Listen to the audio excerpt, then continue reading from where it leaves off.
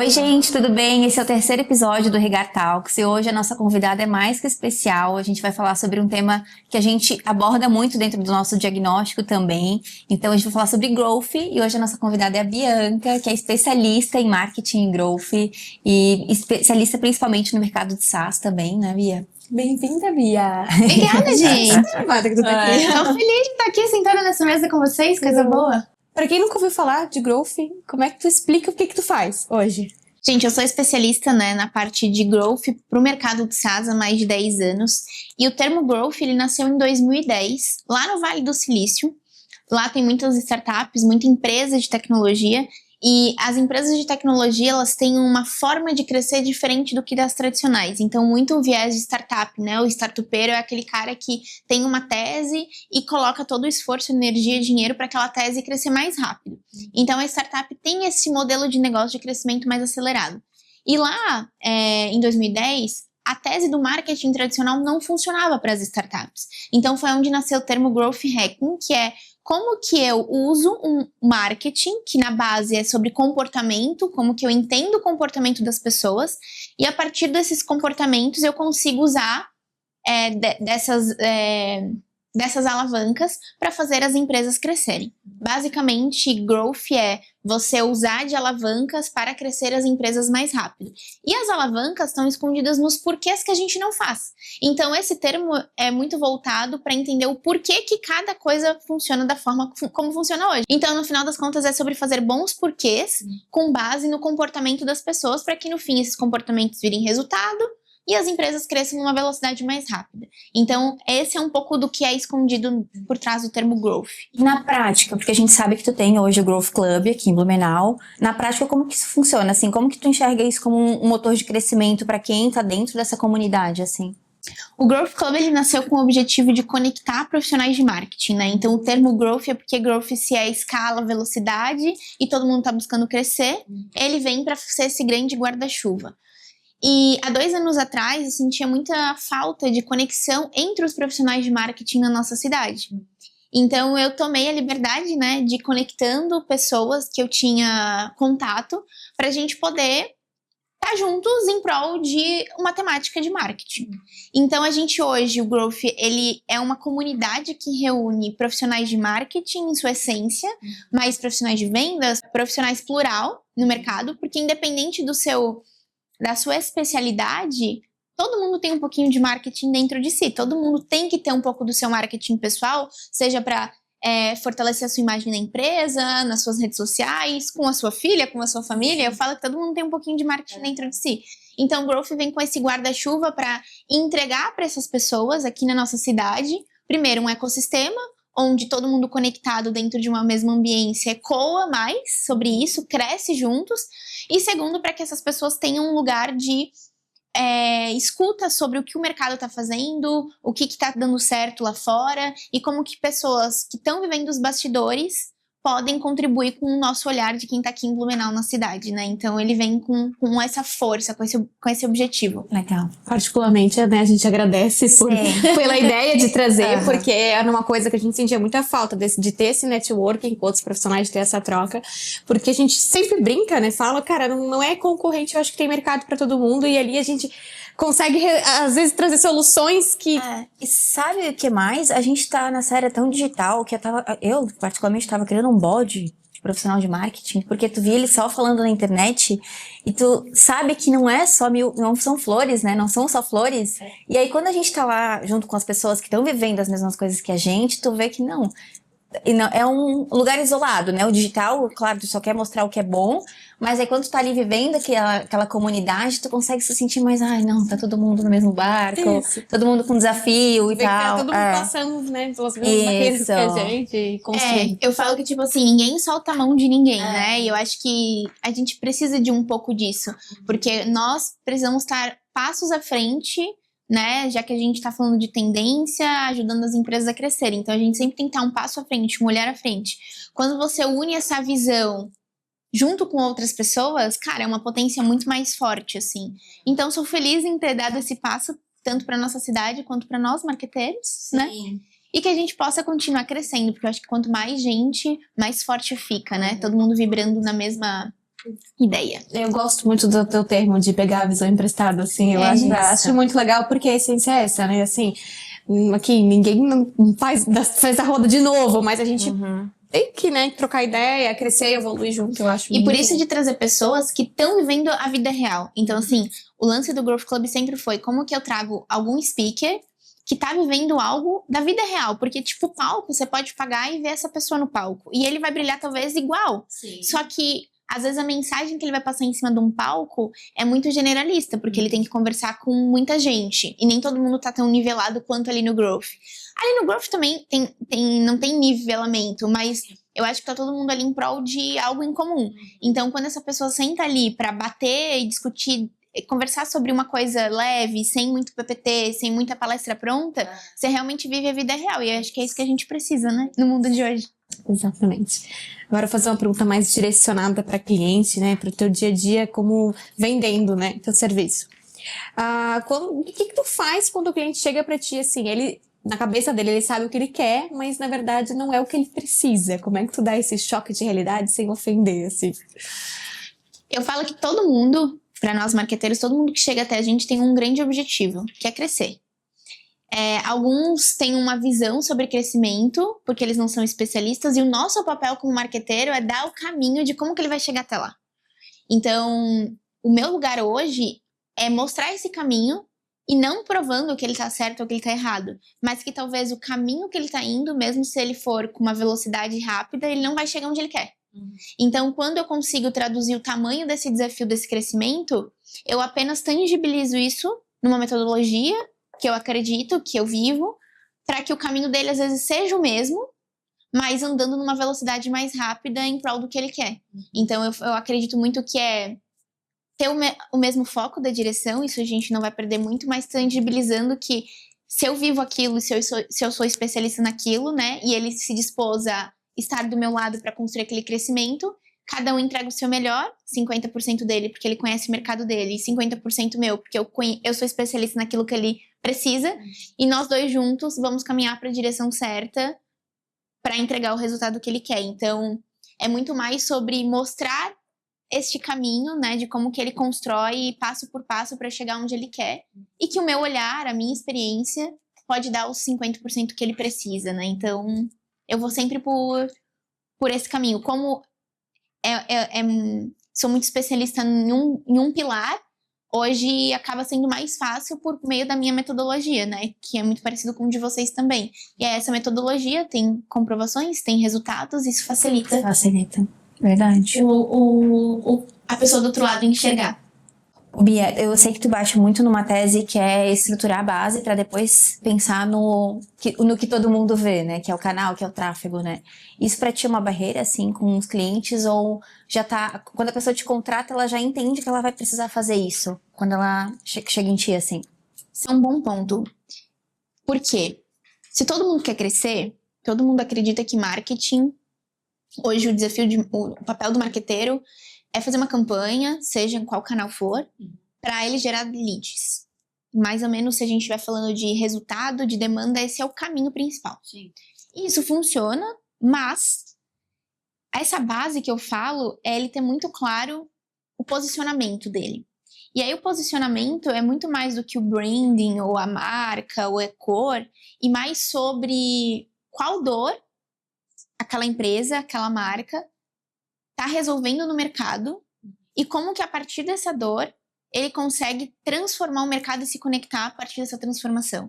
Parece complexo, mas na prática a pessoa, essa empresa tem muito claro que dor que ela vai resolver, se existe algum nicho, algum segmento específico que ele atua com mais força, e como que a solução dele transforma aquele nicho para resolver aquela dor. Então, o meu papel de estreitar a base é externalizar, no caso do fundador ou da liderança de marketing, algo que talvez ele já saiba, mas ele não conseguiu colocar isso para o mercado. Ele não conseguiu dar vida para o mercado. Então, quando a gente cria essa proposta única de valor, o que você vai fazer dali para frente, que é gerar leads, gerar a tua demanda, se torna mais fácil. Por quê? Se para eu gerar uma demanda, eu preciso criar uma conexão com o mercado.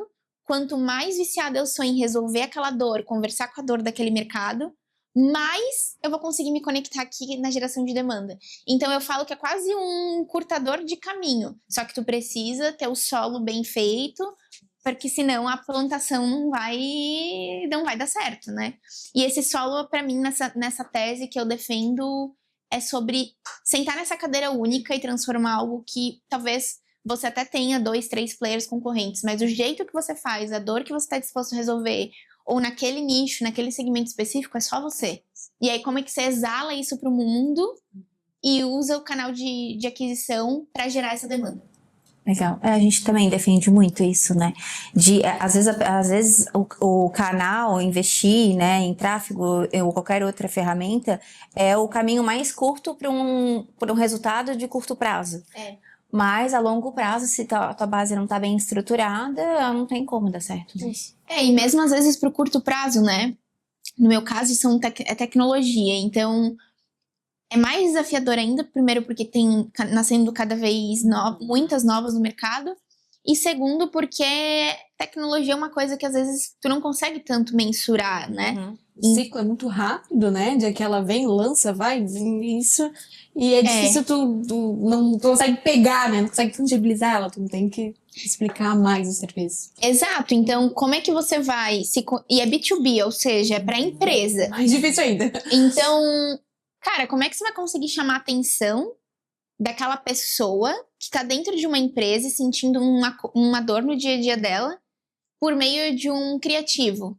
Você tem que ser muito viciado em saber como que é o dia a dia daquela pessoa, o que ela vive, o que ela sente.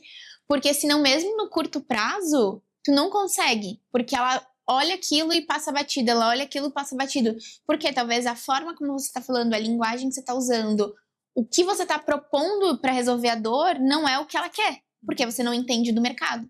Agora, quando você se torna, eu falo, obcecado em entender o dia a dia daquela pessoa e qual é o problema que ela tem, você consegue criar essa conexão. E aí, por isso que ter resolver a dor, que eu falo, né, cara, você tem que ser obcecado em resolver a dor daquela persona, é você saber o dia a dia dela, o que ela come, o que ela vive, porque aí isso fica muito mais fácil na mensagem, né? Não, tu acabou até de responder a próxima pergunta. E até pra deixar essa questão da personalidade da pessoa através da comunicação, né?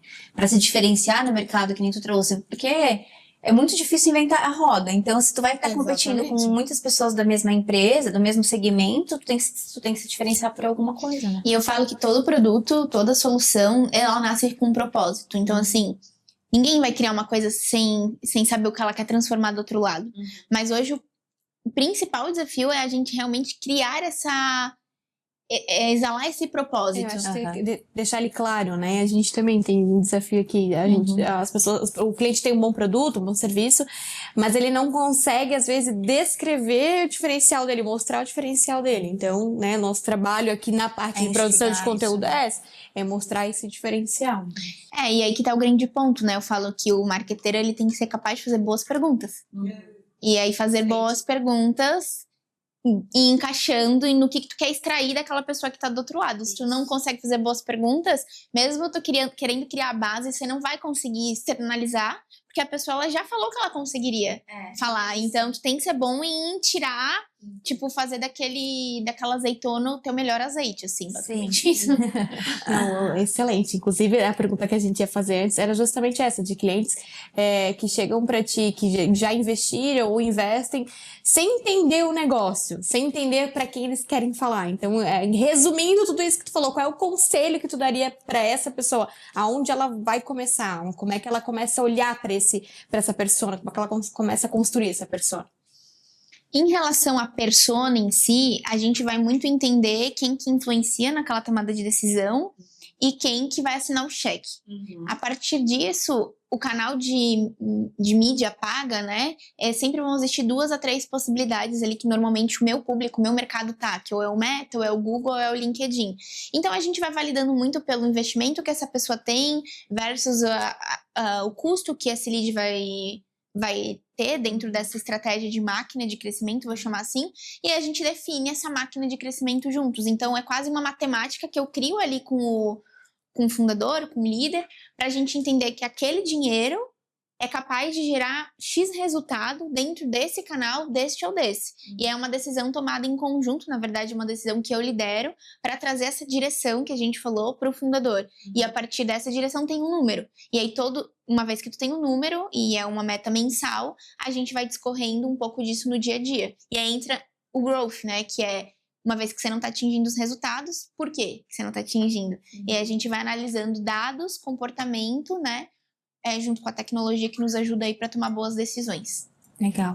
Você fala bastante sobre geração de demanda, o quanto a gente tem que trazer, não esperar o cliente chegar, né, até a gente, mas gerar essa demanda. Para hoje, tu acha que tá mais claro isso na cabeça das pessoas, ou tu acha que elas confundem ainda? Não, eu acho que tá cada vez mais poluído, porque parece que todo mundo acha que ficou fácil gerar demanda. E talvez até tenha ficado mesmo, porque eu acho que a facilidade que a gente tem hoje de criar uma campanha, fazer um criativo, fazer um copy, que era antes uma coisa super difícil, veio a inteligência artificial para isso. Então, acho que tá mais fácil. Porém, por estar mais fácil, todo mundo tá fazendo. E todo mundo fazendo, isso significa que a gente tem muita gente fazendo, muita coisa acontecendo dentro das nossas redes sociais, seja ela mais profissional, ou seja ela mais competitivo, né? Muito mais. E aí que eu acho que pra mim tá o grande pulo do gato, porque as pessoas, elas não querem mais comprar só um produto. Elas querem se conectar com marcas e com pessoas, cara, que dão match com ela em alguma coisa. Eu estudo muito comportamento, então pra mim isso tá cada vez mais claro. Ah, Bianca, mas eu sou uma marca. Cara, por trás da marca tem várias pessoas que executam ela, então dá vida pra tua marca. Normalmente ou é o fundador, ou é alguma liderança, porque a partir dessa vida, você consegue se conectar com outra pessoa. Então, a capacidade das marcas de criarem boas conexões, entregando valor. Educando, entregando conteúdo, ajudando as pessoas do outro lado a resolverem um problema, sem ser com o teu produto. Para mim, eu acho que as marcas que mais vão crescer nos próximos meses, porque a velocidade está muito rápida, é aquelas que conseguirem educar o seu mercado, a conversarem com o mercado que não está pronto para comprar, a entregarem valor. Cara, e aí é uma coisa que tu tem que dormir e acordar todo dia. Como é que eu faço isso? Vocês também, né? Eu acho que não é só sobre B2B, cara, uma vez que eu entrego um valor, como é que eu ajudo o meu mercado a entender que esse é o caminho? Esse é o caminho, esse é o caminho. E aí, talvez por meio da minha linguagem, da minha forma de expressar, da minha vivência, eles vão gostar. Uma parcela vai gostar, outra parcela não vai gostar, e aí, com isso, a gente vai entendendo que esse aqui é o meu... E filtrando mesmo, né? Porque tu não vai falar com todo mundo, isso não existe, né? E aí as pessoas que estão comprando a tua ideia vão permanecer e a gente consegue se comunicar dessa forma, né? Não dá mais pra falar sobre produto ou serviço, assim. Cara, funciona assim ainda, tem uma parcela lá que tá com uma dor muito latente, e se tu mandar muito bem no teu criativo, vai dar boa, vai gerar demanda. Eu acho que a pessoa que converte aí, ela já tem, assim, a noção que ela precisa. Então, daí até vai converter. Né? Tem um negócio no mercado, meninas, que somente 3% do teu mercado tá disposto a comprar você. Então, assim, primeiro tem que saber o tamanho do teu mercado. Volta lá na tese do posicionamento. Então, se eu sou segmentado, qual que é o tamanho do meu mercado? X. Então, só 3% desse mercado tá disposto a te comprar. Cara, os outros 90 e poucos não estão. E o que você vai fazer com eles? Você tem que educar, você tem que criar a tua audiência, você tem que criar a tua narrativa, senão você não vai crescer. E Bia, a gente, né, tua vivência muito forte com SaaS, né? Que até eu acho que vale a pena tu explicar o que é SaaS, que eu falei, eu não tenho vergonha de dizer, porque a primeira vez que eu ouvi eu fiquei com bastante dúvida, eu fui atrás da informação, que nem é difícil. E essa, eu imagino que seja uma dificuldade muito grande, justamente tu dar vida, humanizar essa empresa de SaaS, por ser uma questão de tecnologia, ser muito rápida. Como é que a gente faz? Como é que consegue dar a vida nesse negócio? Como é que consegue botar um rosto ali, sendo que tem várias pessoas por trás e que às vezes a vida do founder tá tipo, meu Deus, tem que parar pra fazer alguma coisa. Na prática, o SaaS é software como serviço. Então, assim, é uma tecnologia, é um sistema que hoje as empresas pagam de forma mensal para ter aquela solução. Então, Netflix é um caminho, tem várias hoje soluções que a gente usa e a gente nem sabe que é um SaaS. Mas na prática, imagina que é uma tecnologia que está na nuvem, não está no teu computador, e você vai pagar mensalmente por aquilo. O Canvas é uma solução SaaS também. Existem soluções SaaS B2C, tipo Canvas é B2C, porque você usa para o seu uso profissional, e existem para B2B, em soluções SaaS B2B, que são ERP, sistemas de gestão, sistemas mais complexos que fazem que as empresas usam para elas crescerem. E na prática eu trabalho com essa complexidade aí. Então, essa é a tradução do SaaS. Entendendo que é uma tecnologia, que é um sistema, hoje o fundador é essa peça importante.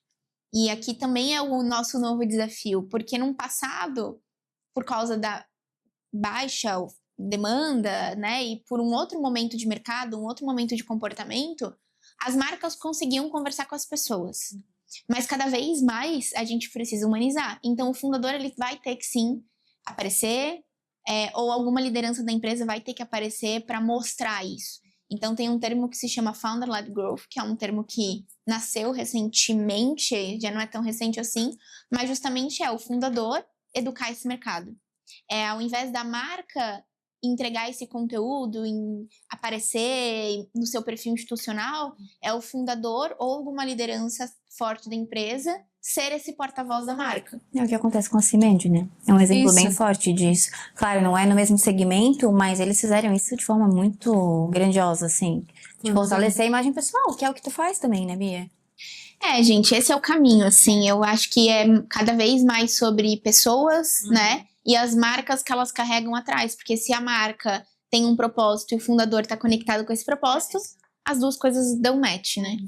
Então, Bia, SaaS a gente sabe que é tua expertise, aí tu arrasa muito. E agora, como é que tu traz essa vivência em outros mercados? O que dá para aplicar em outros mercados? Porque SaaS é muito acelerado, mas a gente, né, às vezes tá falando de uma coisa mais tradicional. O que tu acha que dá pra gente aproveitar desse conhecimento?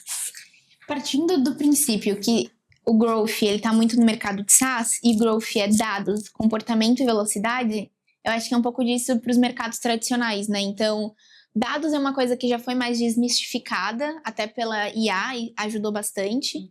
Comportamento é uma tese do marketing que tá nos 4Ps e na nossa base marqueteira, mas, cara, a gente esquece. Então, assim, hoje o growth traz muito a visão de entender comportamento e a questão da velocidade, sabe? De traquear cada etapa do processo, tipo, de ser obcecado em entender como que todas as peças do quebra-cabeça se encaixam. Traduzindo para uma ideia mais, uma metáfora, né? Eu acho que o ponto do growth é, cara, eu tenho várias peças do quebra-cabeça. Isso podem ser campanhas, pode ser um canal de aquisição, pode ser a tua estratégia. Então, eu preciso pegar essas peças e fazer elas encaixarem. Quando eu encaixo, isso é o crescimento. Ou esse é o resultado daquela semana, daquele mês. Então, é muito sobre como você tem esse olhar analítico de growth para você encaixar. E talvez nos mercados tradicionais isso não é tão comum. Então, quando a gente traz essa habilidade para o mercado tradicional, em dados, em métricas, fica mais fácil de acompanhar o crescimento. Bia, e quando a gente olha para o mercado, o que tu diria para quem está começando agora essa jornada de crescimento? Sejam obcecados em entender comportamento. Eu acho que é uma coisa que, cara, quando você começa a entender o dia a dia das pessoas, assim, o comportamento é uma habilidade do marqueteiro que tem que estar intrínseca dentro da gente. E esse olhar de dados é você ter essa capacidade mais analítica de encaixar as peças.